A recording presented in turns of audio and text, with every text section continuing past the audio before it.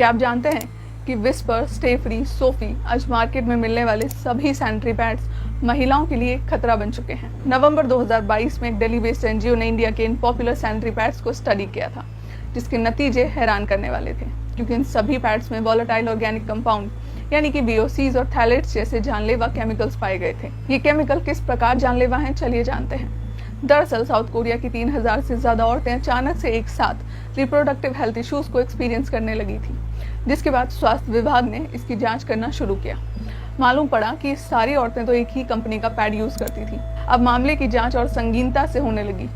तब पता लगा कि बीमारियां तो वही VOC और थैलेट्स जैसे टॉक्सिक केमिकल्स की वजह से फैल रही थी, जो आज हर इंडियन सैनिटरी पैड में इस्तेमाल किए जा रहे हैं। साल 1999 में एक एक्सपेरिमेंट हुआ था, जिसमें कुछ फीमेल सब्जेक्ट्स को इक्वल क्वांटिटी में एस्ट्रोजन, जो कि एक हार्मोन होता है, उसके डोज को एडमिनिस्टर किया गया था। आधी औरतों को एस्ट्रोजन ओरली यानी कि मुंह से निकलने को बोला गया था और आधी औरतों को वजाइना के थ्रू एडमिनिस्टर किया गया था। आप यकीन नहीं करोगे, लेकिन जिन सब्जेक्ट्स को वजाइनल डोज दिया गया था ना, उनके ब्लड में एस्ट्रोजन लेवल 10 टाइम्स ज्यादा था एज कम्पेयर टू वो औरतें जिन्होंने इसे ओरली पिया था। कहने का मतलब है कि जो वजाइना की स्किन होती है बहुत ही ज्यादा सेंसिटिव होती है और बाकी की बॉडी की स्किन के कंपैरिजन में ये बहुत ज्यादा परमिएबल एंड एब्जॉर्बेंट होती है। इसीलिए डॉक्टर्स खुद ये कहते हैं कि वजाइना की स्किन पर कोई भी केमिकल टच कराना उस केमिकल को खुद खाने से भी ज्यादा खतरनाक है। यानी सवाल भारत की आधी आबादी की इस जान का है। मगर फिर भी इस मुद्दे पर देश में आखिर इतनी केयरलेसनेस क्यों है? क्यों सरकार इन प्रोडक्ट्स के खिलाफ कोई गाइडलाइंस नहीं निकाल रही है? तो इस वीडियो के अंत तक जुड़े रहें ये जानने के लिए कि आखिर VOCs और थैलेट्स कैसे औरतों को कैंसर की तरफ ले जा रही है। आसान शब्दों में समझा जाए तो भारत में सैनिटरी पैड्स के केमिकल कंटेंट के लिए कोई क्लियर रेगुलेशंस हैं ही नहीं। जबकि हैरानी की बात तो ये है कि आपको सैनिटरी पैड्स के पैकेट्स पर इंग्रेडिएंट्स का कॉलम भी नजर नहीं आता है, क्योंकि सैनिटरी पैड्स को मेडिकल प्रोडक्ट की कैटेगरी में रखा गया है और मेडिकल प्रोडक्ट्स पर इंग्रेडिएंट लिस्टिंग से छूट है। और यही तो इन कंपनियों का सबसे बड़ा स्कैम है। इस स्कैम को बढ़ावा दे रही है पीरियड्स के प्रति हमारी मानसिकता। शायद आपको इस बात पर यकीन ना हो, लेकिन क्या आप जानते हैं कि पुराने जमाने में महिलाएं पैड्स की जगह मिट्टी, राख, पत्तों का इस्तेमाल किया करती थी, जिसके कुछ समय बाद महिलाओं ने कपड़ों का इस्तेमाल करना शुरू कर दिया। जिसके बाद कुछ सैनिटरी बेल्ट्स भी मार्केट में आए थे, मगर इनकी बनावट देखकर ही आप समझ सकते हैं कि ये कितने अनकंफर्टेबल होंगे।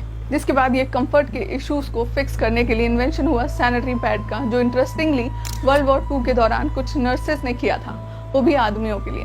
घायल सोल्जर्स को ट्रीट करने के लिए उस समय सेल्यूकॉटन नाम का एक अब्सॉर्प्टिव मटेरियल यूज होता था। कुछ नर्सेस को रियलाइज हुआ कि मटेरियल तो मेंस्ट्रुअल ब्लड को भी सोखने के लिए एकदम परफेक्ट है, और ऐसे ही the first sanitary pad was made. 70 के दशक में पैड्स तो इन्वेंट हो गए, जो कि फीमेल हाइजीन का सबसे बड़ा पार्ट है, मगर फिर भी हमारे देश में इस टॉपिक को लेकर कई सारे टैबूज थे। यही वजह है कि इन्वेंशन के लगभग 15 साल बाद पहली बार टीवी पर पीरियड्स शब्द का इस्तेमाल 1985 में आए एक विज्ञापन में किया गया, वो भी बहुत ही शर्म के साथ। कोर्टनी कॉक्स, जिन्होंने मोनिका का कैरेक्टर निभाया था फ्रेंड्स में, उन्होंने इसे फर्स्ट टाइम टेलीविजन पर यूज किया था। इनफैक्ट आज भी अगर आपने नोटिस किया हो तो बहुत समय तक सैनिटरी पैड्स के विज्ञापन में ब्लड को रिप्रेजेंट करने के लिए ब्लू जेल जैसे लिक्विड को दिखाया जाता था। If you think about it, एक टॉप सैनिटरी पैड के ब्रांड का नाम भी विस्पर है। I mean, क्या आपको ये आयरॉनिक नहीं लगता है? क्योंकि फिल्मों में तो हमें ब्लड शेड और वायलेंस देखना बहुत पसंद है, लेकिन एक महिला की लाइफ से जुड़े इस नेचुरल और नॉर्मल फेस को लेकर लोग आज भी इतने ज्यादा ट्रिगर क्यों हो जाते हैं? But on the other hand, कुछ इंडियन कल्चर्स में तो मेंस्ट्रुएशन को ओपनली ऑनर और सेलिब्रेट किया जाता है, जैसे ओडिशा का एक फेमस राजा फेस्टिवल। इस 3 दिन के त्योहार में रेन्स का वेलकम किया जाता है, ये मानकर कि इस दौरान हमारी पृथ्वी माता मेंस्ट्रुएट कर रही हैं। साथ ही इसमें सभी मेंस्ट्रुएटिंग औरतों को भी, जिनको पीरियड्स हैं, उनको गॉडेस की तरह ट्रीट किया जाता है। सिमिलरली असम में भी हर साल 3 दिन का एक ऐसा ही महोत्सव होता है, जिसमें ऐसा माना जाता है कि वहाँ की जो लोकल गॉडेस हैं, कामाख्या देवी, वो मेंस्ट्रुएट कर रही हैं। उन्हें रेस्ट और प्राइवेसी देने के लिए मंदिर के द्वार भी बंद कर दिए जाते हैं। इसके अलावा तमिल और दूसरे दक्षिण भारतीय राज्यों में भी लड़की की फर्स्ट पीरियड को बहुत जोरों शोरों से सेलिब्रेट किया जाता है। इसे हाफ साड़ी फेस्टिवल भी कहा जाता है, जहाँ पर लड़कियों को आधी साड़ी पहनाकर उनकी पूजा की जाती है और उन्हें बहुत सारे गिफ्ट भी दिए जाते हैं। इनफैक्ट हिंदू धर्म में तो कॉस्मिक योनि यानी कि वजाइना को यूनिवर्स की शुरुआत का सिंबल माना जाता है, एंड इसीलिए हमारे धर्म में योनि पूजा भी बहुत प्रिवलेंट है। बेसिक पॉइंट्स कि हमारी कोई भी वेदास, कोई भी हिंदू स्क्रिप्चर्स में ऐसा कहीं भी एक्सप्लिसिटली नहीं कहा गया है कि जो मेंस्ट्रुएशन होता है वो बहुत ही बुरी या फिर बहुत ही इम्प्योर चीज है। बट इन सब के बावजूद भी आज हम सबको पता है कि हमारे कल्चर में मेंस्ट्रुएशन को लेकर टैबू है ही। अब हाल ही में हुए एक इंसिडेंट को ही ले लो। इसमें बिहार के एक स्टूडेंट ने एक IAS ऑफिसर से बस एक सिंपल सा सवाल पूछा था। उसका कहना था कि सब कुछ तो सरकार देती है, जैसे कि पोशाक, छात्रवृत्ति, तो क्या 20 रुपए का विस्पर नहीं दे सकती है। अब इस सवाल पर उस IAS ऑफिसर ने ये जवाब दिया कि 20 और 30 रुपए का विस्पर भी दे सकते हैं, कल को जीन पैंट भी दे सकते हैं, परसों कोई सुंदर सुंदर जूते भी क्यों नहीं दे सकते हैं। और अंत में जब परिवार नियोजन की बात आएगी तो निरोध भी मुफ्त में ही देना पड़ेगा ना। सैनिटरी पैड जैसी बेसिक नेसेसिटी को लेकर हमारे देश के एजुकेटेड इंडिविजुअल्स का ये ओपिनियन है, उसे सीधा जीन्स से कंपेयर किया जा रहा है। एंड माइंड यू, इसके रिगार्डिंग स्टैट्स बहुत कंसर्निंग है। इंडिया में 70% गर्ल्स अपने फर्स्ट पीरियड आने पर मेंस्ट्रुएशन क्या होता है उसके बारे में जानती तक नहीं है। 8% इंडियन वुमेन ने पीरियड के दौरान आइसोलेशन फेस किया है एंड 3.3 करोड़ इंडियन गर्ल्स ने तो अपना फर्स्ट पीरियड आने पर स्कूल जाना ही छोड़ दिया है।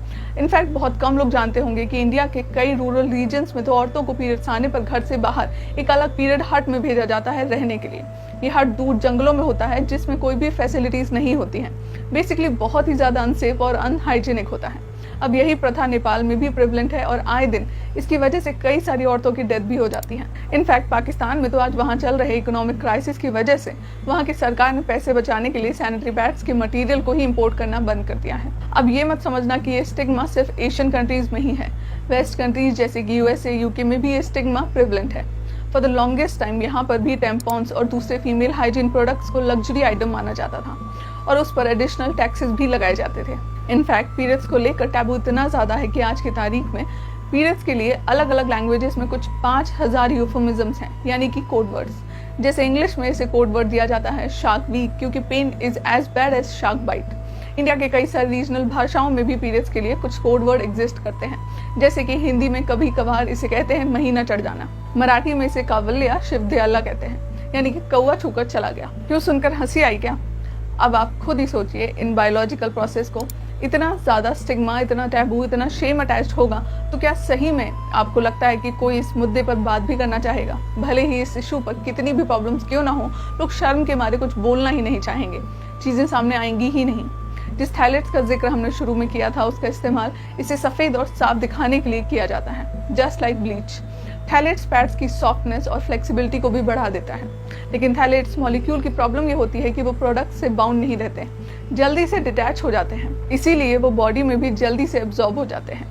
अब लंबे समय तक इसका एक्सपोजर होने पर ये रिप्रोडक्टिव, न्यूरोलॉजिकल और इवन कार्डियोवास्कुलर प्रॉब्लम्स कॉज कर सकती हैं एंड इनफैक्ट ये ब्रेस्ट कैंसर जैसे डिसीजेस से भी लिंक्ड होते हैं। नेक्स्ट है VOCs, यानी कि वॉलेटाइल ऑर्गेनिक कंपाउंड्स, जो कि पैड्स को बेसिकली एक अच्छी फ्रेग्रेंस देते हैं, इसीलिए इवेपोरेट होकर वजाइनल स्किन में बहुत अच्छे से एब्जॉर्ब हो जाते हैं। लेकिन इसके लॉन्ग टाइम एक्सपोजर से पैरालिसिस और मेमोरी लॉस जैसे न्यूरोलॉजिकल इफेक्ट तक हो सकते हैं एंड वर्स्ट केस सिनेरियो तो अगेन वही है, कैंसर दे सकते हैं। अब ये सब के अलावा पैड्स में पेस्टिसाइड्स और प्लास्टिक्स भी पाए जाते हैं।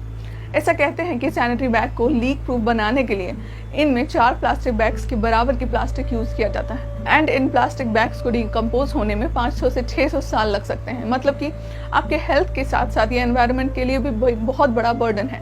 But here's the big question, sanitary pads नहीं तो और क्या? मार्केट में tampons, menstrual cups, menstrual disc जैसे बहुत सारे ऑल्टरनेटिव्स अवेलेबल हैं, लेकिन ये इतने भी रेडिली अवेलेबल नहीं होते हैं। बट फिर भी इंडिया में आज बहुत सारे locally made eco friendly pads available हैं, जैसे कि ये बनाना लीफ फाइबर पैड्स, ये बायोडिग्रेडेबल हैं, रियूजेबल हैं, कॉस्ट इफेक्टिव हैं एंड 100% सेफ भी हैं। एंड अगर कॉस्ट की बात करें तो इसका एक पैड जो कि मिनिमम 1 साल तक तो चल ही जाएगा, उसका प्राइस है 370 रुपीज। एंड लड़कियां तो जानती ही होंगी कि वो साल में पैड्स पर कितना खर्च कर लेती हैं, आराम से मिनिमम 2 to 3,000। एंड इसके अलावा भी इंडिया में कई सारे स्मॉल बिजनेसेस हैं, जैसे कि आनंदी पैड्स, माई पैड्स, आज़ादी पैड्स एक्सेट्रा एक्सेट्रा, जो कि ऐसे ही बैम्बू, वाटर हाइसिंथ एंड कपड़े वगैरह के बने होते हैं। अब ये सारे पैड्स भी रेगुलर पैड्स के कंपैरिजन में बहुत ज़्यादा सेफ और चीप भी होते हैं। बट आई अंडरस्टैंड कि ये ऑप्शंस उतने ज़्यादा लीक प्रूफ या फिर कन्वीनियंट नहीं होंगे जैसे ये रेगुलर पैड्स होते हैं। एंड इसीलिए ही बहुत ज़्यादा ज़रूरी है कि गवर्नमेंट जितना जल्दी हो सके इन सारे इश्यूज़ पर कोई रेगुलेशंस लेके आ सके, क्योंकि इंटरेस्टिंगली अगर कैलकुलेट करें तो एक एवरेज औरत अपने लाइफ के 10 साल पीरियड्स में ही बिताती हैं। फिर मुलाकात होगी एक नई वीडियो में, तब तक के लिए नमस्कार।